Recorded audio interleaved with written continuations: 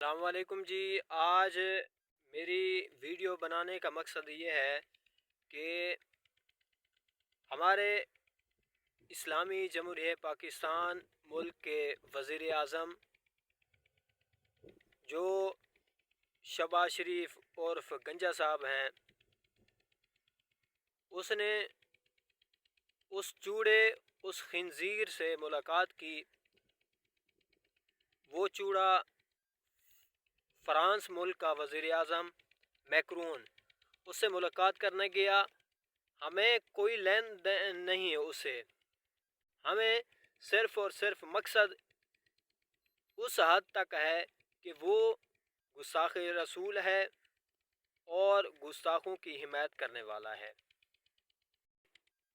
ہم تو پہلے دن سے ہی ان چوڑوں کو، ان بغیرتوں کو یہ کہتے آ رہے ہیں کہ گستاخوں کی حمایت کو ختم کر دو اور دین مصطفیٰ کی طرف آ جاؤ، گستاخوں کا مکمل بائیکاٹ کرو اور دین اسلام کا بول بالا استعمال کرو اور دین اسلام کی تعلیمات کو اجاگر کرو۔ مگر ان کے مقدر میں ایسا ہی لکھا ہے، یہ ذلیل و خوار ہوتے رہیں گے جیسا کہ ان سے پچھلے بھی حکمران ذلیل و خوار ہوئے ہیں۔ وہ ہماری آنکھوں سے دیکھا ہے۔ چاہے تم اپنے باپ ٹرمپ سے بھی ملاقات کر لو، تمہیں جب تک دین مصطفیٰ صلی اللہ علیہ وآلہ وسلم کی طرف نہ آنا ہوگا تب تک اسلامی جمہوریہ پاکستان میں کوئی ترقی یافتہ چیز نہیں بن سکتی، کوئی ترقی نہیں آ سکتی۔ صرف اور صرف محمد مصطفیٰ صلی اللہ علیہ وسلم کی تعلیمات پر عمل پیرا ہو کے سود کو ختم کر کے ہی ترقی آ سکتی ہے۔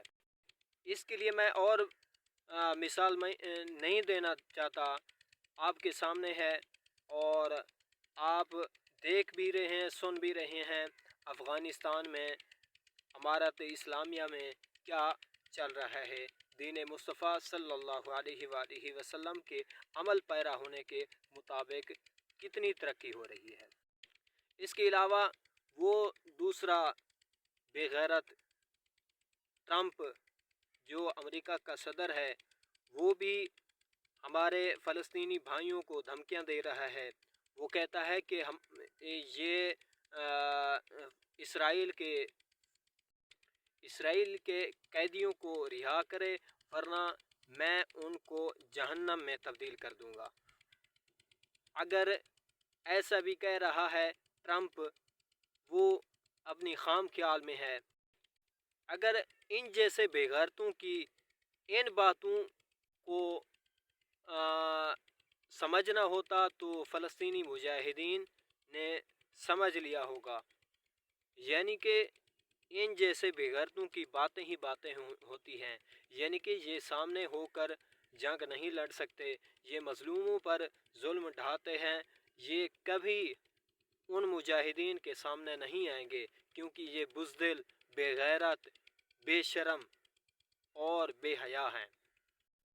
اگر یہ بے غیرت کافر ان مظلوموں کی بجائے مجاہدین کے سامنے آ کر جنگ لڑیں اور جنگ لڑ کے دکھائیں، یعنی کہ اب تو جنگ ہار چکے ہیں، یہ صرف اور صرف بہانے بنا رہے ہیں اور مظلوموں کا ظلم ڈھا رہے ہیں، مظلوموں کا خون بہا رہے ہیں، آخر کب تک بہا سکو گے؟